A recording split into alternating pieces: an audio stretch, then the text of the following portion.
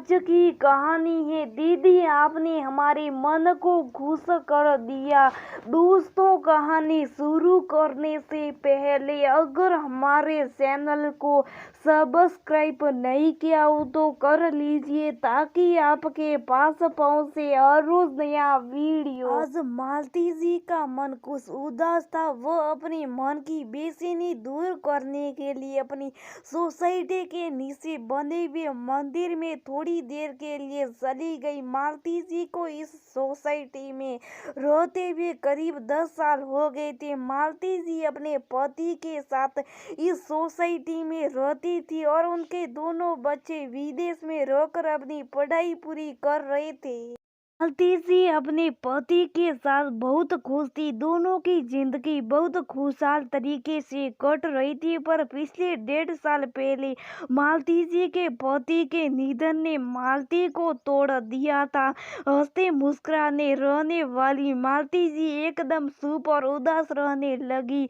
बच्चों ने मालती जी को अपने पास आने के लिए कहा, पर मालती जी ने ये बोलकर मना कर दिया कि वो अपने पति की यादों के साथ यही रहना चाहती है। बच्चों को बोला कि जब तुम्हारी पढ़ाई पूरी हो जाए तुम लोग भी यहीं आ जाना। दोनों बच्चे माँ बाप के जल्दी से अपनी पढ़ाई पूरी करके यहाँ आने का आश्वास देकर वापस विदेश चले गए और मालती जी ने तनय को अपना साथी बना दिया। वैसे भी सोसाइटी में सब लोग अपने काम से काम रखते, किसी को भी इतनी फुर्सत नहीं थी कि एक दूसरे के बारे में जान सके, उनका हाल चाल पूछ सके।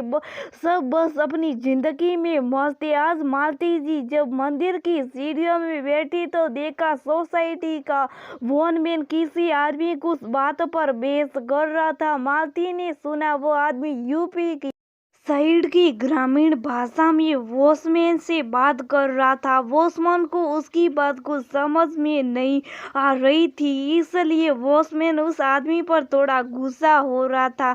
मालती जी भी यूपी के साइड के गांव की थी, उनको उस आदमी की पूरी भाषा समझ में आ रही थी। वो जल्दी से उन दोनों के पास गई और वॉचमैन से बोली, अरे भैया, ये आपको बोल रहा है कि सोसाइटी में पड़े कुछ खाली गमलों में भी पौधे लगा दूं क्या? वॉचमैन ने मालती जी की तरफ देखा और कहा, अरे अम्मा जी, आपको इसकी भाषा कैसे समझ में आई? वह आदमी भी थोड़ा मुस्कुरा रहा था। मालती जी बोली, ये मेरी भी भाषा है, हम भी इनकी साइड के गांव से। मालती जी के मुंह से ये सुनकर वह आदमी जो इस सोसाइटी में नया अभी माली बनकर आया था खुश हो गया और बोला, वाह दीदी जी, आप तो हमारे मन को खुश कर दिया। और अपनी उस भाषा में मालती जी से बहुत सारे बातें करने लगा। आज बहुत दिनों के बाद मालती जी को ऐसा लगा जैसे वह किसी अपने से बात कर रही है अपनी भाषा में, और उस माली का मालती जी को दीदी कहना तो और ज्यादा भाग गया। इस शहर में मालती जी ने अपने लिए सिर्फ आंटी जी शब्द सुना था। आज इस दीदी जी शब्द ने मालती जी को खुश कर दिया। माली ने बोला, चलते हैं दीदी जी, कल फिर आएंगे पौधे को पानी देने, 2 घड़ी आपसे भी बात करेंगे। आज सुबह मालती जी ने बालकनी से देखा वो माली आ चुका था और पौधों को पानी देते हुए अपने लोकगीत में कुछ गाने गा रहा था, जिसको सुनकर मालती जी के चेहरे पर फिर से मुस्कान आ गई। मालती जी की भी मुंह से वो लोकगीत अपने आप निकलने लगे। मालती जी चाय बना रही थी, पता नहीं क्या सोचकर मालती जी ने 1 कप चाय और ज्यादा बना ली और अपने उस माली भैया के लिए चाय का कप नीचे ले गई और बोली, लीजिए भैया, चाय पीजिए। माली काका ने चाय का कप लिया और बोली, दीदी जी, हमारी अम्मा सच बोलती थी कि तुमको शहर में कोई ना कोई अपना जरूर मिलेगा, और देखिए अब हमको मिल गई। दीदी जी, यहाँ कोई हमें पानी के लिए नहीं पूछता और आप हमारे लिए चाय बना कर ले आई। मालती जी मुस्कुरा दी। अब तो हर रोज मालती जी नियम से उस माली के लिए चाय बनाकर लाती और अपनी स्थानीय भाषा में जब मालती जी माली काका से बात करती तो मालती जी को बहुत अच्छा लगता। माली काका भी मालती जी को अपने वहाँ के किस्सों के बारे में सुना सुना कर हंसाते रहते थे। 2-3 महीनों तक ये सब नियम से चलता रहा।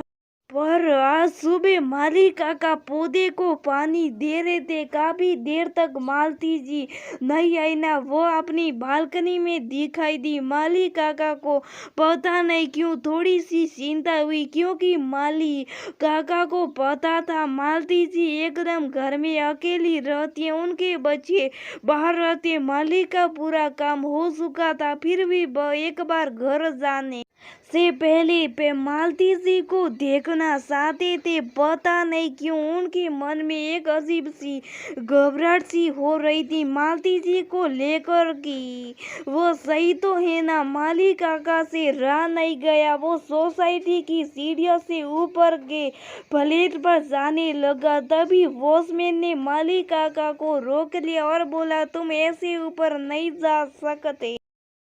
माली काका को बहुत बुरा लगा। माली काका ने वॉचमैन से कहा, ठीक है आप मालती जी के घर पर फोन कीजिए और उसे पूछिए, फिर मैं चला जाऊंगा। वॉचमैन ने मालती जी के घर पर फोन किया। काफी देर तक फोन बजता रहा, मालती जी ने नहीं उठाया। ये देखकर माली काका को और ज्यादा चिंता हो गई। वॉचमैन से बोले, भैया आप हमारे साथ चलो और एक बार मालती जी का घर चेक कर लीजिए, वो सही तो है ना।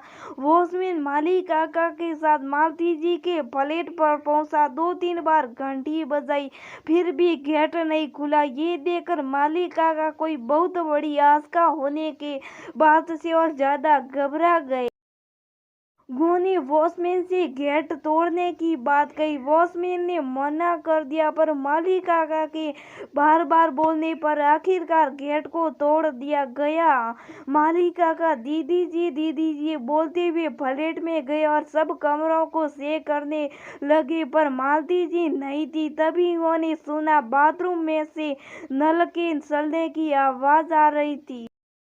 बाथरूम का दरवाजा खुला हुआ था और उस खुले हुए आधे दरवाजे में मालती जी गिरी हुई पड़ी थी। मालती जी बेहोशी की हालत में पड़ी थी। माली काका ने जल्दी से वॉचमैन और सोसाइटी के कुछ लोगों की मदद से मालती जी को हॉस्पिटल पहुंचाया।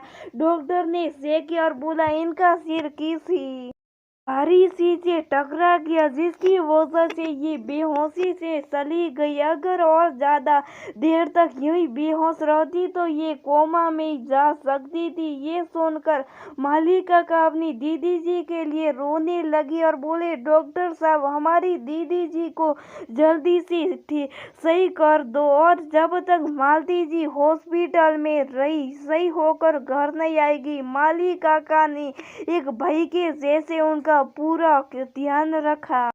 आज मालती जी सही होकर घर आ गई थी। माली काका को चाय का कप देते हुए बोली, भैया जी ये सिर्फ एक चाय का कप नहीं है, बल्कि मेरी जिंदगी बचाने वाला रक्षक है। आपने और मेरे बीच में इस एक कप चाय के रिश्ते को इतना मजबूत बना दिया है कि अगर आज आप ना होते तो मैं शायद कभी आपको चाय बनाकर देने के लायक ना होती। एक दिन में आपके लिए चाय न बना पाई, इस बात से आपको इतना चिंतित कर दिया कि कोई ना कोई बात जरूरी इस एक कप चाय के रिश्ते ने ही आपको मेरी परवाह दी, वरना आज पता नहीं इस दुनिया में होती या नहीं और किसी को मेरी क्या परवाह थी जो वो मेरे बारे में इतना सोचते और मुझको संभालने आते। ऐसा बोलते बोलते मालती जी की आंखों में से आंसू बहने माली काका बोले, अरे दीदी जी अब तो हर रोज आपके हाथ से बनी हुई चाय पियेंगे और हमारे लिए